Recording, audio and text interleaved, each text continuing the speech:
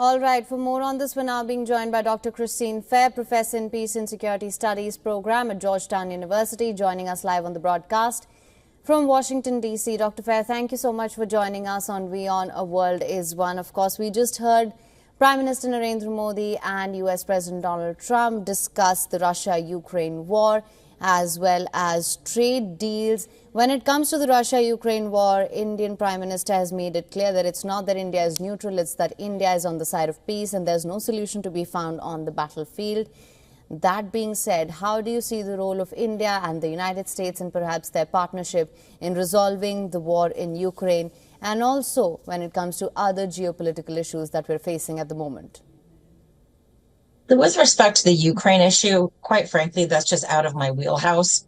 Trump is very pro-Russia. And so if you look at the appointments that he's made to his cabinet, these are cabinets that Putin himself would be very pleased with. Secretary Hegseth has also made some pretty disparaging comments about Ukraine and what are going to be the terms of truce that, quite frankly, are offensive to the Ukrainians. So India, I find the position that India is pro-peace when India itself has not criticized the primary progenitor of the conflict, and that, of course, is Putin. Putin had an unprovoked invasion of Ukraine.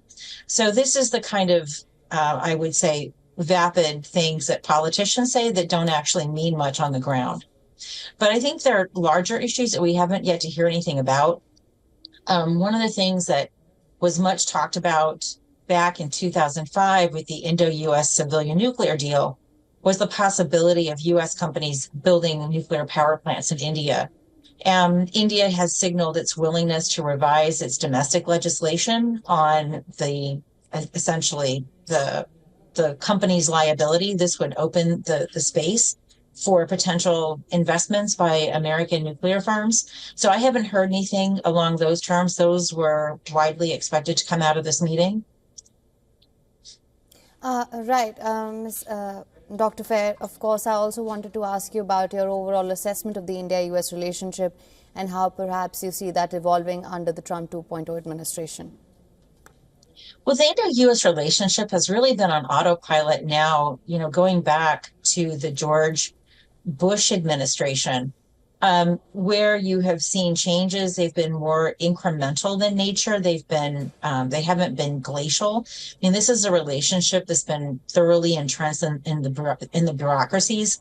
So, there's a lot in common that the United States have that doesn't really matter who the president is or, quite frankly, who the prime minister is. Both countries share a significant concern about the nature of the rise of China, and India, more than the United States, appreciates the bellicosity of China. Right now, China is occupying about 30% of territory that India claims to be its own. So this is an important driver. Both countries have a lot of concerns about maritime freedom of navigation, the so-called sea lanes of communication.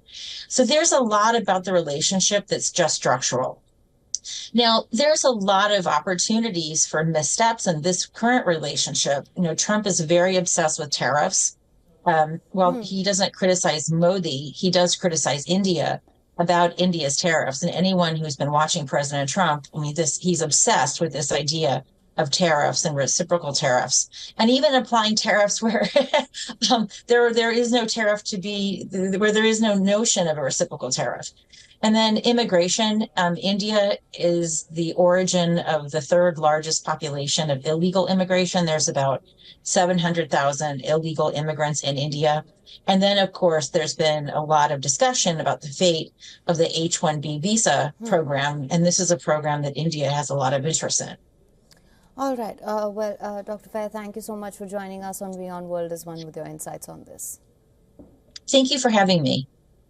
For latest news, download the WION app and subscribe to our YouTube channel.